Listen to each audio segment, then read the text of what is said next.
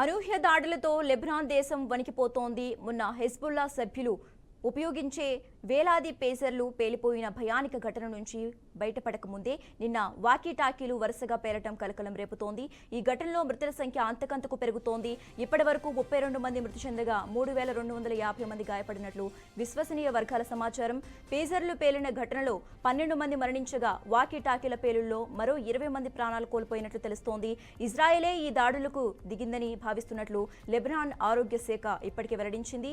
ఈ క్రమంలోనే హెజ్బుల్లా ప్రతిదాడులు చేపట్టింది. ఇజ్రాయెల్ ఆయుధ స్థావరాలపై రాకెట్లతో దాడి చేస్తున్నట్లు ప్రకటించింది. ఈ పరిణామాలతో మధ్య ప్రాచ్యంలో ఉద్రిక్తతలు మరోసారి బగ్గుమన్నాయి.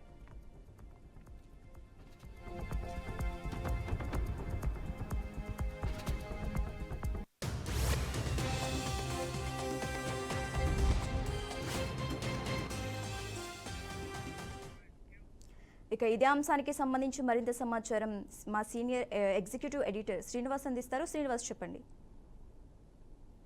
అనూహ్య దాడులతో లెబనాన్ దేశం వణికిపోతుంది.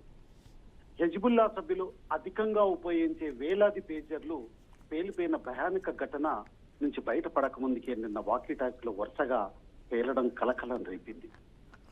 అయితే ఇప్పటికీ ఇందులో మృతుల సంఖ్య 32కి చేరింది.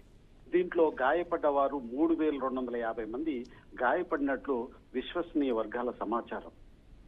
అయితే ఈ పేజర్లు పేలడానికి ముఖ్య కారకులు ఎవరని చెప్తున్నారంటే లెబనాన్ ఆరోగ్య శాఖ ఇప్పటికే ప్రకటించింది ఇజ్రాయెల్ దేశమని.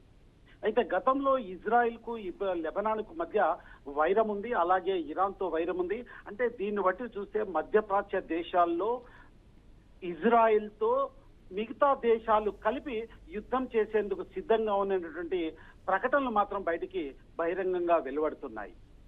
అయితే ఇప్పటికే లెబనాన్ దేశం ప్రకటించింది ఇజ్రాయెల్ ఆయుధ స్థావరాలపై ఖచ్చితంగా రాకెట్లతో మేము దాడి చేస్తామని ఇప్పటికే చెప్పినటువంటి విషయాన్ని కూడా మనం చూసాం.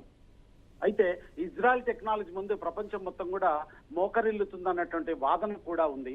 ఆ నేపథ్యంలోనే పేజర్లు వాకీటాకీలతో తన అంతర్గత యుద్ధాన్ని లెబనాన్ దేశంలో మొదలుపెట్టినగా భావించవచ్చు.